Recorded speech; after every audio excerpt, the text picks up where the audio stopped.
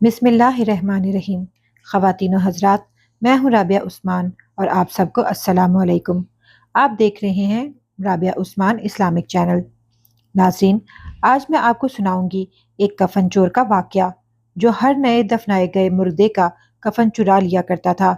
ایک رات اس کے ساتھ قبرستان میں کیا واقعہ پیش آیا۔ ایک بزرگ جن کا نام حضرت سیدنا ابو اسحاق رحمۃ اللہ علیہ ہے، آپ فرماتے ہیں کہ ایک شخص ہماری محفل میں آیا کرتا تھا۔ اس کا آدھا چہرہ ہمیشہ چھپا رہتا تھا۔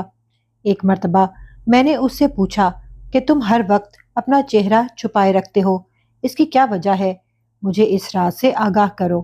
اس نے کہا، اگر آپ امان عطا فرمائیں تو میں آپ کو معاملہ بتاتا ہوں۔ میں نے کہا، بتاؤ کہ اصل معاملہ کیا ہے۔ اجازت ملنے پر اس نے اپنی داستان عبرت کچھ اس طرح سنائی۔ اس نے کہا کہ میں ایک کفن چور تھا۔ میں نے کئی قبروں سے کفن چرائے۔ جب بھی کسی نئی قبر کا معلوم ہوتا تو فوراً وہاں پہنچ کر کفن چرا لاتا۔ ایک مرتبہ ایک عورت کا انتقال ہوا، اسے دفنا دیا گیا تو میں رات کو قبرستان پہنچا اور قبر کھودنا شروع کر دی۔ اینٹیں ہٹا کر کفن کی ایک چادر نکالی اور جب دوسری چادر نکالنے لگا تو اچانک اس عورت کے بے جان جسم نے حرکت کی اور چادر کو تھام لیا۔ میں نے کہا، تمہارا کیا خیال ہے؟ تم مجھ پر غالب آ جاؤ گی؟ ایسا ہرگز نہیں ہو سکتا۔ یہ کہہ کر میں گھٹنوں کے بل بیٹھ گیا اور پوری قوت کے ساتھ کفن کھینچنے لگا۔ یکا یک اس عورت نے زوردار تھپڑ میرے چہرے پر مارا۔ درد کی شدت سے میں بے قرار ہو گیا اور میرے چہرے پر بہت زیادہ جلن ہونے لگی۔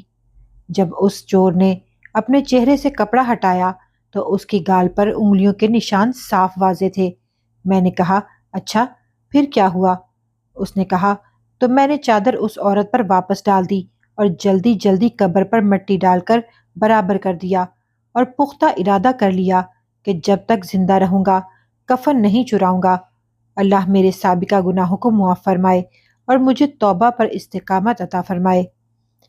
حضرت سیدنا ابو اسحاق رحمۃ اللہ علیہ فرماتے ہیں، اس چور کا واقعہ لکھ کر میں نے سیدنا ابو عزار رحمۃ اللہ علیہ کی طرف روانہ کیا۔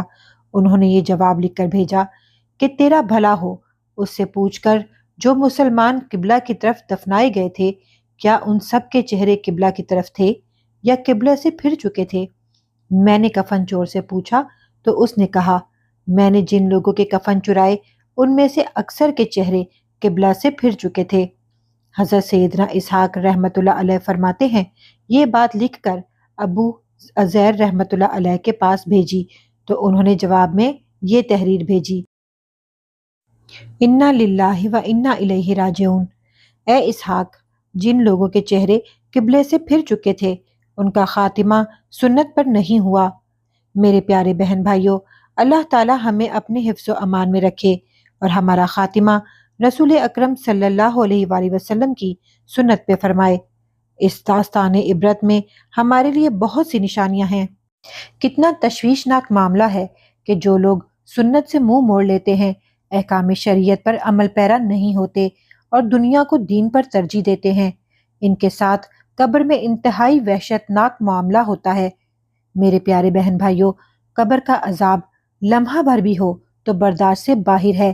ہمارے یہ نازک جسم جہنم کی بھڑکتی ہوئی آگ جو دلوں تک پہنچنے والی ہے، اس کا مقابلہ نہیں کر سکتے۔ اگر ہم اس طرح غفلت بھری زندگی گزارتے رہے اور اسی حالت میں ہمیں موت آ گئی تو ذلت و رسوائی اور دردناک عذاب کا سامنا کرنا ہوگا۔ میرے پیارے بہن بھائیوں، جلدی سے اپنے گناہوں سے توبہ کر لیں اور رو رو کر اللہ تعالیٰ سے معافی مانگ لیں۔ پھر رحم فرمانے والے نبی کریم صلی اللہ علیہ وآلہ وسلم کی سنتوں کو اپنے آپ پر واجب کر لیں۔ درود و سلام کی کثرت کریں، عبادت اور ریاضت کی طرف راغب ہو جائیں۔ اللہ تعالیٰ ہم سب کو سمجھنے اور نیک اعمال کرنے کی توفیق عطا فرمائے، آمین۔ اگر آپ کو ہماری ویڈیو پسند آ رہی ہے تو برائے مہربانی ہمارا چینل رابعہ عثمان اسلامک چینل کو سبسکرائب کر لیں اور نوٹیفیکیشن بیل آن کر دیں تاکہ ہر نئی آنے والی ویڈیو آپ کو مل سکے۔